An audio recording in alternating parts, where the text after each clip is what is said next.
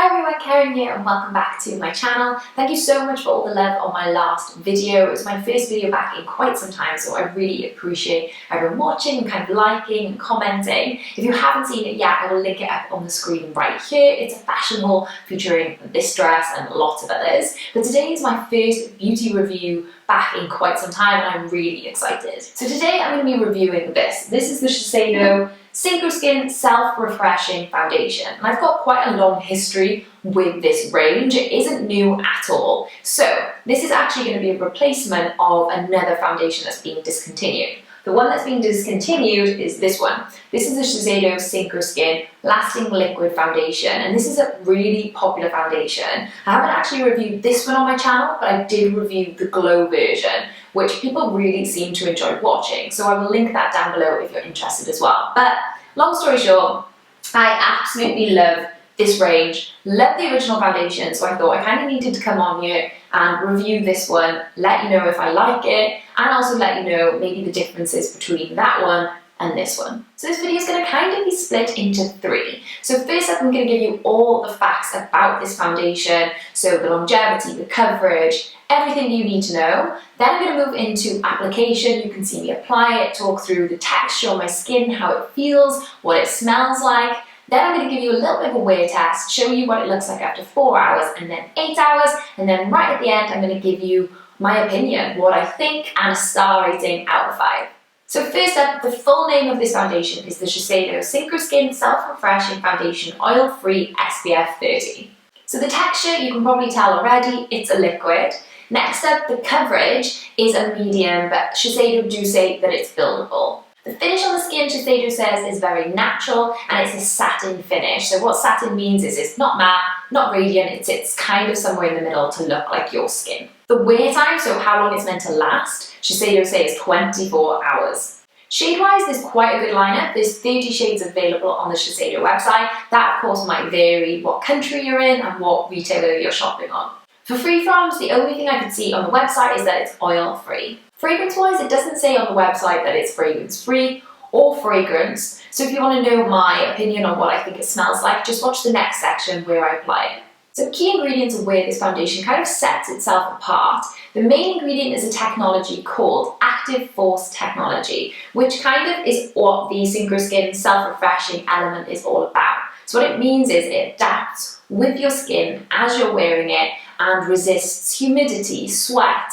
oil, all of these things to keep your foundation looking flawless. And as well as all the environmental things that it works against, so humidity, it also kind of resists facial movement. So if you're someone who's very expressive with their face, that can sometimes work away your foundation. So this is meant to really help with that and make sure that your foundation, no matter what, whether you move your face a lot, whether you're outdoors, stays looking great all the time. Another interesting ingredient is the Response Sensory Technology, which works with your skin's tone and texture and condition to make sure that your skin looks radiant and healthy. And on the topic of tone and texture, there's also smart correcting powders, I believe, which are patented by Shiseido to keep your skin's tone and texture looking great as well. Two other key ingredients I wanted to quickly mention as well are wild thyme extracts, that's got antioxidant protection, and the protective polymers inside this, because that offers pollution protection. And I think those two just show that this foundation isn't just going to help your skin look good today, but it's also helping your skin in the long term as well. Of course, those are just the key ingredients. What I'll do is pop the full ingredients list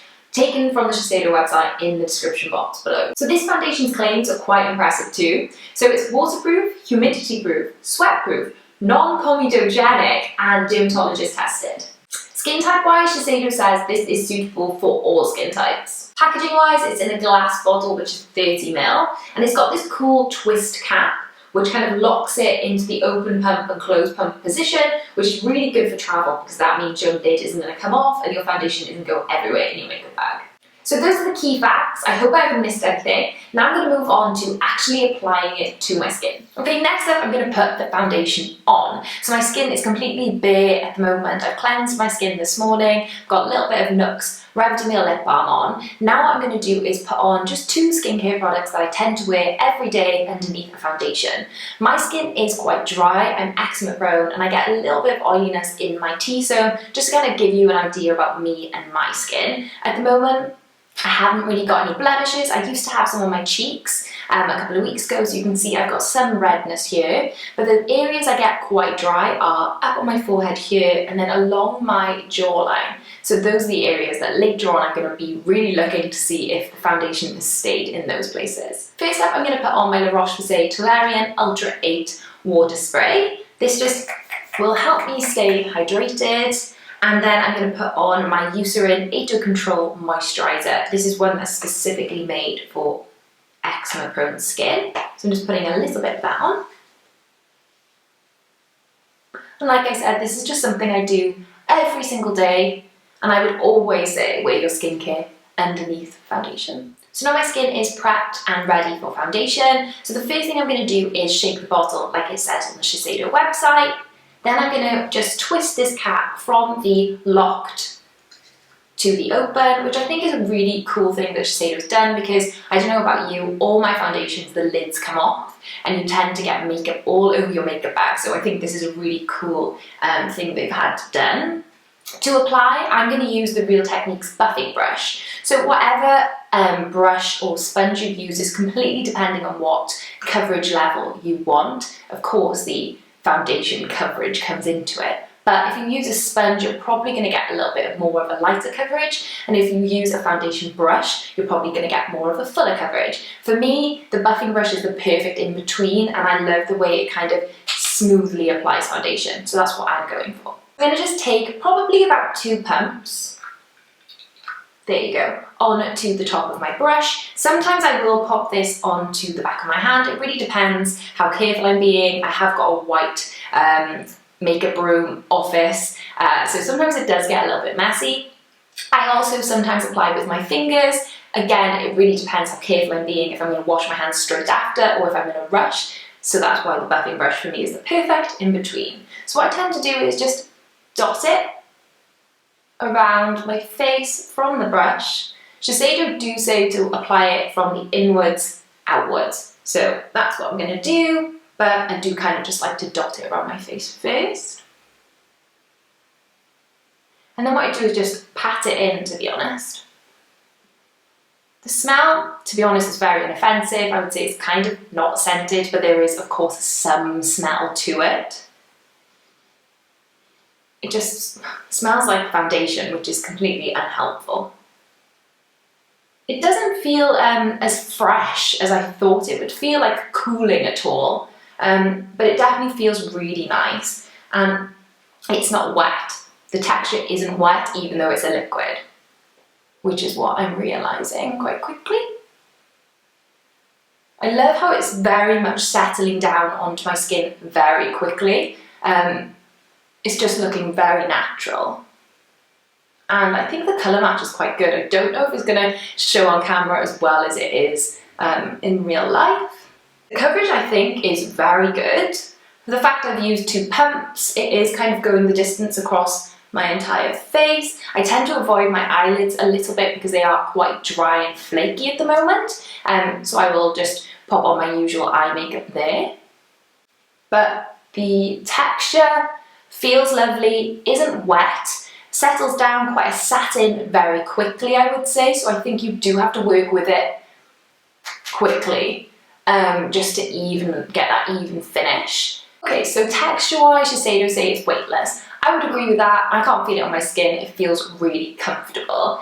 The finish, definitely satin. It doesn't look matte and it doesn't look flat. Who am I? It doesn't look dewy and it doesn't look radiant, but it definitely looks healthy, natural, and like your skin, which I think is what Shiseido are going for. The ingredients, of course, it feels really comfortable right now, like I said, but I think the key ingredients I'm probably going to be able to comment more on after I've worn it for a couple of hours. Does it still look hydrating? Does it look gappy at all or flaky? Or are there any patches? I'm going to be able to comment on later. So now you can see me on the left hand side with no foundation on, just skincare, and then on the right hand side I've got the foundation on just after application and I haven't got any other makeup on. So here is my foundation after application, after putting on all of my makeup. I'm going to come back to you in 4 hours to see how it looks. As of right now, I think it looks quite flawless looking. My skin looks very smooth. It's covered all of my redness that I've got in my cheeks. I don't think it's accentuating any pores, and I haven't got any patchy areas where I've got dry skin, like I mentioned before, my forehead and along my jawline. So when I come back in 4 hours, those are the places that we will look to. So I've been wearing the foundation now for just over 4 hours, and I've given it a pretty good wear test. I have cleaned the house, I've taken the dog for a walk, it even started raining a little bit, so a little bit of a waterproof test as well, and I've eaten food, that's why I'm not wearing my lipstick. And overall I'm so happy with the way it's wearing. It looks near enough exactly the same to me as it did this morning. There's only a few slight differences. I think maybe I'm a little bit oilier underneath my eyes, and it's wearing a little bit on my chin where I touch my chin and my face a lot. And it feels a little bit drier along my jawline and on my forehead where I've got eczema. But to look at me, I think my skin, you wouldn't tell looking at me, if that makes sense. It's just I can feel it there. And I'm really happy with it. I think the coverage is still maintained, it hasn't settled into fine lines, and it feels really comfortable. So overall, I think so far, I wouldn't touch it up, and I'd be really happy just to keep wearing this, and overall, comfortable, looks good. So yeah, really happy. I'm wearing the foundation all day, I've changed into my comfy clothes now, and I think the foundation has held up extremely well. I've done quite a lot today that has involved me leaning against my face, going outside, it started raining a little bit, and I think I've been wearing the foundation now maybe like 9 hours, and I think it looks really, really good. I look a little bit oilier now, but I would expect that right at the end of the day, and I think my skin still looks very well covered and uniformed and even.